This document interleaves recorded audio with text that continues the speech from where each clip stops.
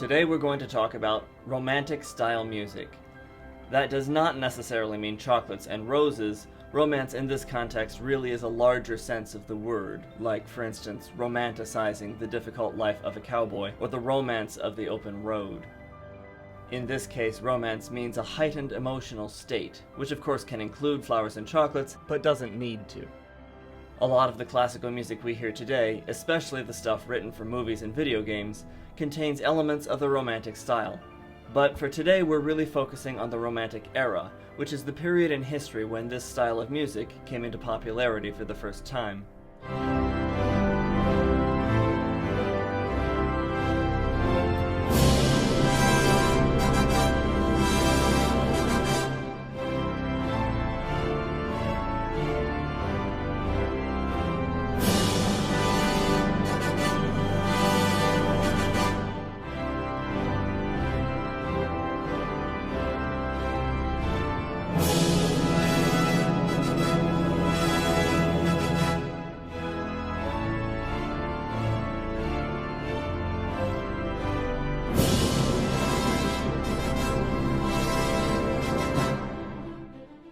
There's not a clear date that we can say this era started. It's not like there was any one day when everyone in the world immediately changed the way they wrote music and all decided to do something else.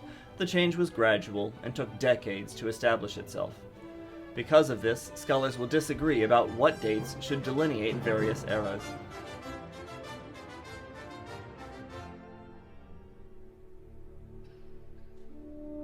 For me, some of the first clearly romantic-style works were written in 1805 to 1810, but that's close enough to the beginning of the 19th century that I think we can just round to the century and call that good enough. For the purposes of this class, let's just say the century from 1800 to 1900 was the Romantic era of music history.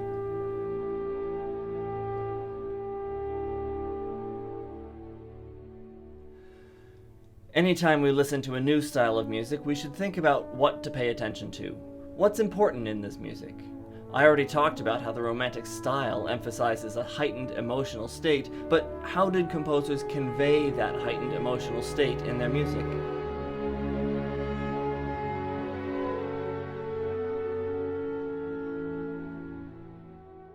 In modern music, there's often a strong rhythmic component, a driving rhythmic force with a drum set or drum machine that ties the music together and propels it forward. On the other hand, in modern music, we often see other elements downplayed. For instance, the harmonic language of modern music is usually very simple. A lot of contemporary music really only uses a handful of chords, and so the vocabulary is extremely limited. If this is a surprise to you, you should check out Axis of Awesome's 4 Chords of Pop, which makes my point very clearly. In the Romantic era, on the other hand, rhythm is downplayed, but harmony is one of the driving factors. Composers worked hard to expand their harmonic vocabulary and use as many different chords as they could to create different feelings.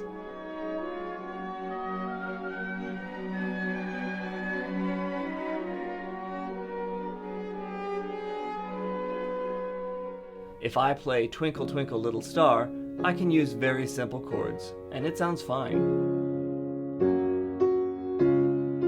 But these aren't the only chords I can use for this melody.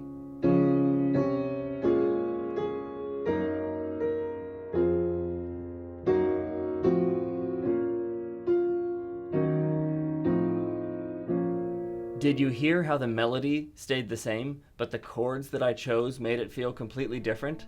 I ended up somewhere much darker and moodier than where I started. And that's exactly what Romantic era composers did with their harmonies.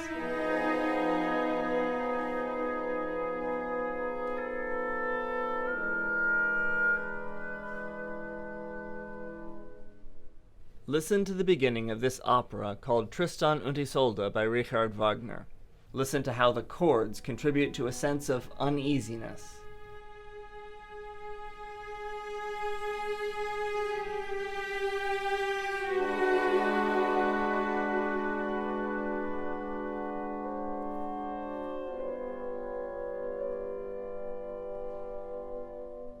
There are no lyrics yet to tell us what's happening, but the music makes it clear that not everything is okay. Another way that composers tried to expand their vocabulary was with timbre or color. that is, instrumentation.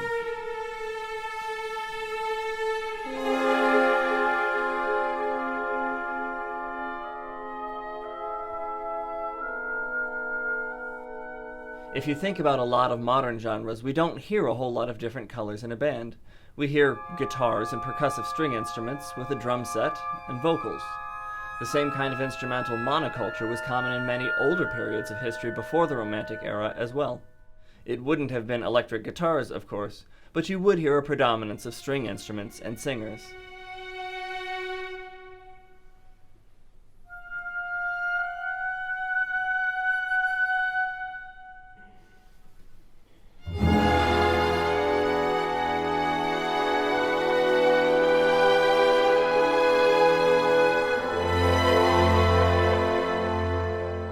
In the Romantic era, though, composers used a lot of different kinds of instruments to have access to a wide variety of different kinds of sounds. For instance, trombones had previously been used in church settings to accompany choirs, and in dramatic contexts to reference the church. But in the Romantic era, they were finally added to the standard set of instruments available for concerts. Percussion were used far more frequently in the Romantic era also. Older orchestras really only used timpani or kettle drums, but the other military-style instruments, including bass drums, snare drums, cymbals, were all added to the standard symphony orchestra in the 19th century. In fact, composers weren't even satisfied with the instrumental colors available to them. The tuba was invented during this period to allow a bass member of the brass family. Similarly, the bass clarinet was invented to reinforce the bassoon at the low end of the woodwind family. The saxophone was invented near the end of the Romantic era also. With these and other additions, the size of the orchestra grew from maybe 30 musicians playing string instruments and a few woodwinds to an ensemble of more than 100 people playing any instrument imaginable.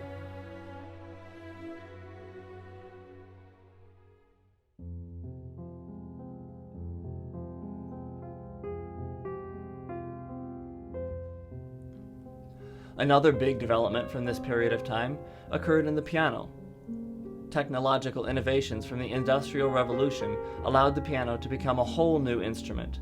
With a steel frame and tightly stretched steel strings, it was capable of playing much louder, lower, and more powerfully than any piano before. Some of the greatest celebrities of this era were piano soloists who would tour from city to city. Franz Liszt, for instance, was really the greatest pop star of his day. Listen to this piece he wrote and played, and see if you can understand why he was such a celebrity.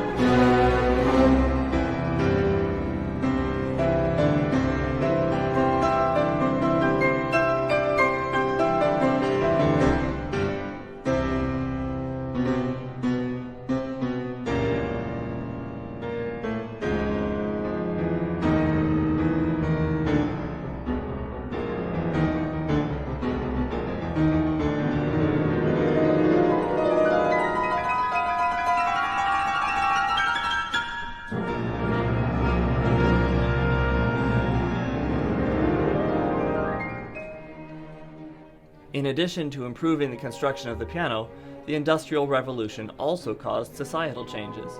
It became common during this time for middle-class families to have a piano in their home, which was a very new idea.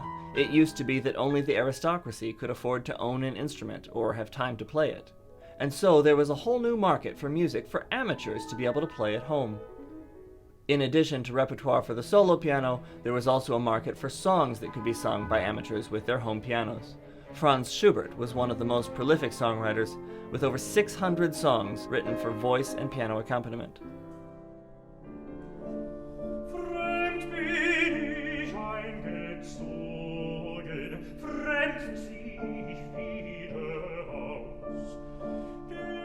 One of his most popular works is a set of 24 songs called Winterreise, which translates to A Winter's Journey.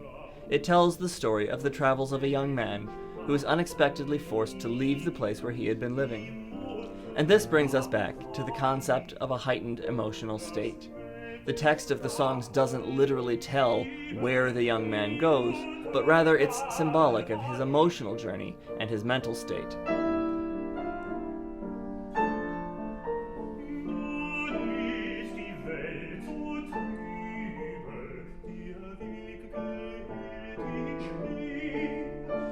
It starts with this very gloomy atmosphere as the text talks about how he was forced to depart and the girl he had to leave behind. The music throughout the 24 songs maintains some sense of this emotional anxiety that the young man is experiencing.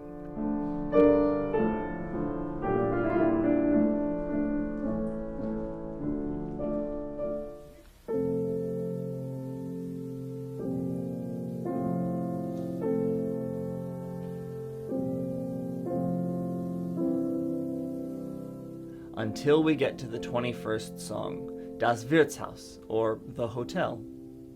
And finally, we hear this very calm, peaceful music. He's approaching the hotel, looking for a place to rest. I'll put the English translation of the text to the whole song on the screen as we listen to the first verse.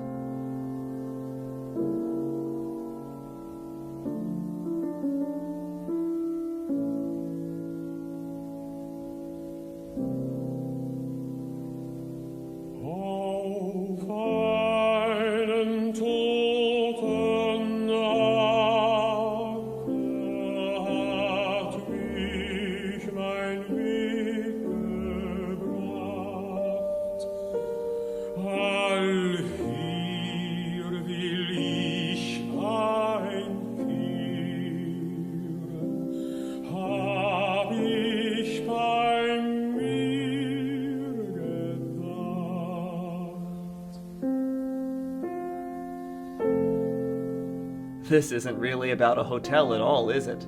He sees the graveyard as a place to rest. And resting in a graveyard really only has one possible interpretation. This was a suicide attempt, and a failed one at that.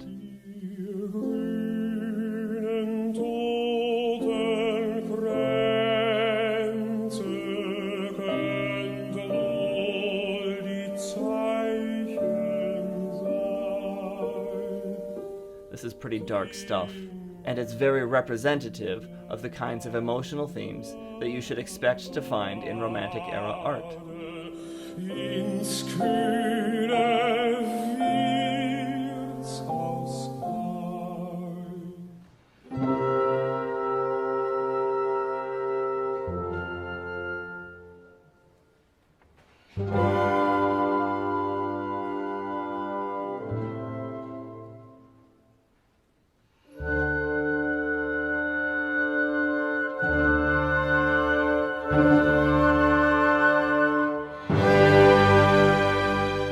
So where did this style of emotional music come from?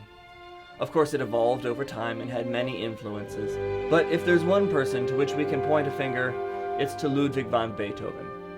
When Beethoven moved to Vienna, he was writing in a very conservative style, much like the composers who had come before him.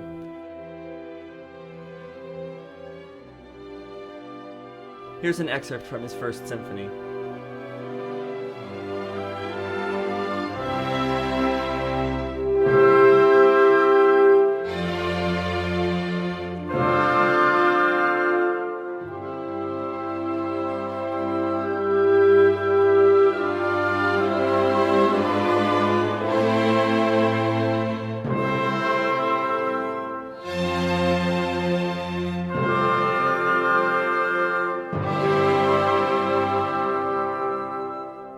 But Beethoven had a problem. Beethoven started to lose his hearing when he was about 20 years old, and he could no longer experience the music that he and his peers were writing. And so his music expresses his creativity without being checked or influenced by external ideas. By the end of his life, Beethoven's music sounded very different than it had when he was younger. Here's an excerpt from his Ninth Symphony.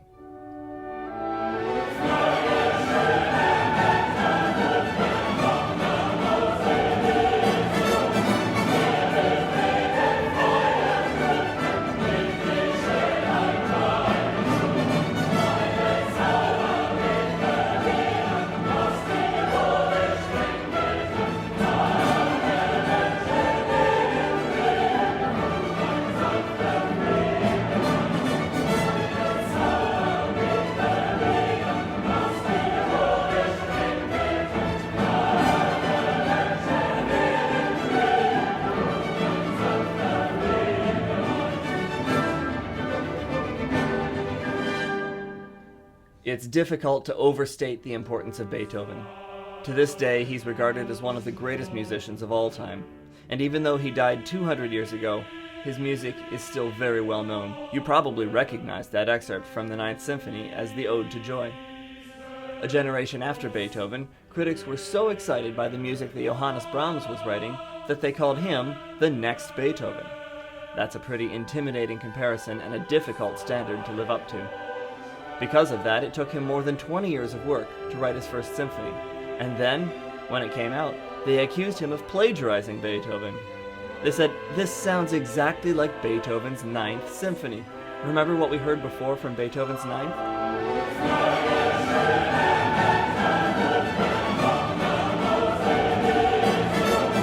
See if you can hear it here in Brahms's First.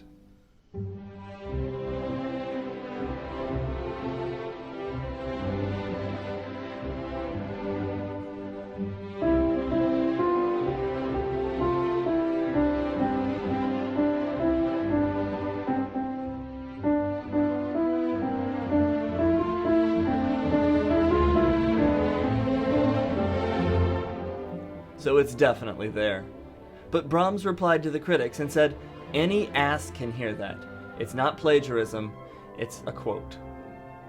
Now, the Romantic style is all about making things bigger and more intense and more dramatic, so when Gustav Mahler heard Brahms's First Symphony, Mahler said, "Well, I can write a quote, but let me show you how it's done."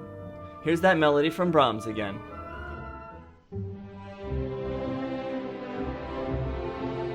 See if you can hear that quote at the beginning of Mahler's Third Symphony.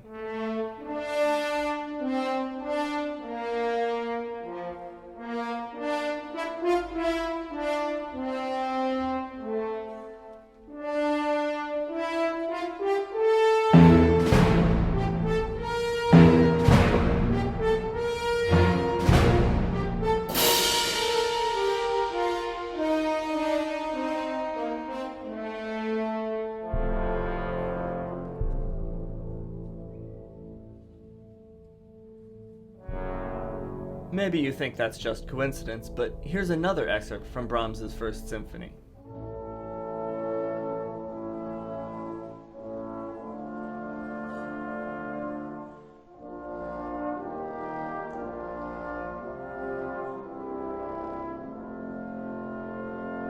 Notice that theme played in the trombones?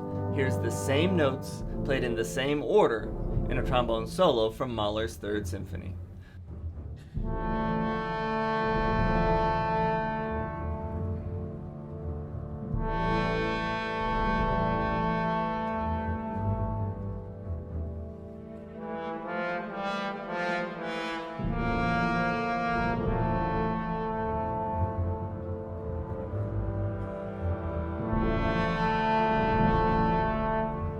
So Mahler's Third plays with themes from Brahms's First, which is quoting Beethoven's Ninth, but it turns the feeling of the whole thing on its head and makes it very dark and brooding.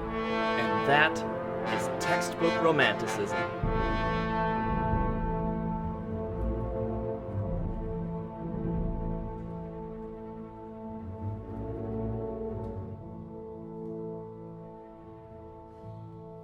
Romantic style music, and therefore European music written in the 19th century, tends to have some of the following characteristics: a large orchestra with prominent brass and percussion parts, or solo piano with no other instruments, songs for voice and piano, which tend to be in the German language, long, flowing, emotional melodies, lush harmonies with a wide vocabulary of different chords, extreme dynamics with very loud or soft sounds and sudden changes.